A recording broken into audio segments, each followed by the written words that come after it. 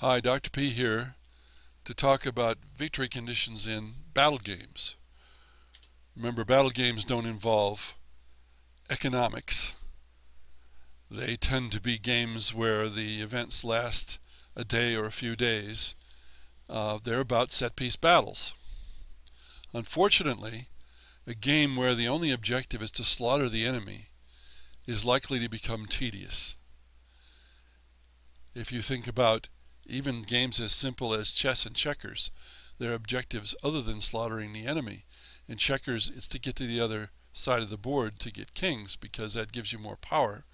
And in chess, the objective is not only to possibly pawn something, but to checkmate, in other words, capture the enemy king. Remember that the objective of a great general is to defeat the opponent, preferably without bloodshed. To fight and conquer in all your battles is not supreme excellence. Supreme excellence consists in breaking the enemy's resistance without fighting. Sun Tzu, The Art of War. Give players a chance to do this where possible. Objectives other than slaughter provide meat for maneuver and reason to maneuver if the objectives have physical locations. Now, the objectives in a battle game can derive from the strategic situation. It's true that sometimes battles occur just to determine who wins. This especially occurred in ancient and medieval times. But more often there's a geographical objective involved. Hannibal fought Scipio at Zama because Scipio threatened Carthage.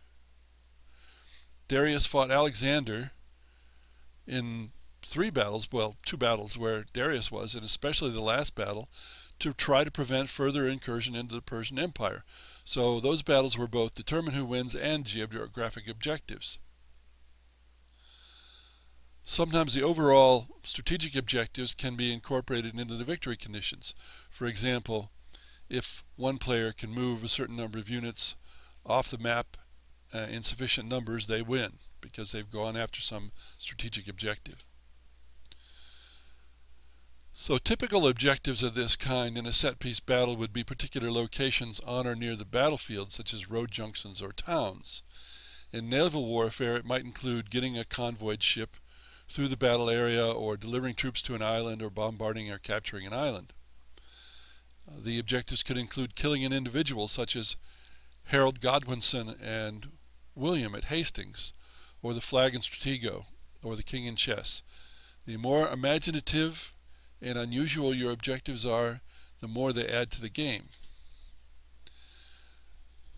Now, stepping back a moment, we can think that there are two ways of war, at least in war games. For some people and some game players, war amounts to smash mouth, in your face, kill the enemy, damn the torpedoes, full speed ahead. Quite like American football 50-some years ago in the T formation and 4 yards in a cloud of dust. These folks focus on combat. For others, war is about finesse. These folks, and I'm one of them, focus on maneuver and the classic British Athenian strategy of indirect approach as identified by B.H. Littlehart. In football terms, they like passing and they like trick plays, but they don't avoid smash mouth when it's necessary, and these folks focus on maneuver. Those who like smash mouth will probably be happy enough slaughtering the enemy. Those who like finesse will get bored with slaughter. It's inelegant and, we hope, unnecessary. So, I suggest that you just say no to useless slaughter.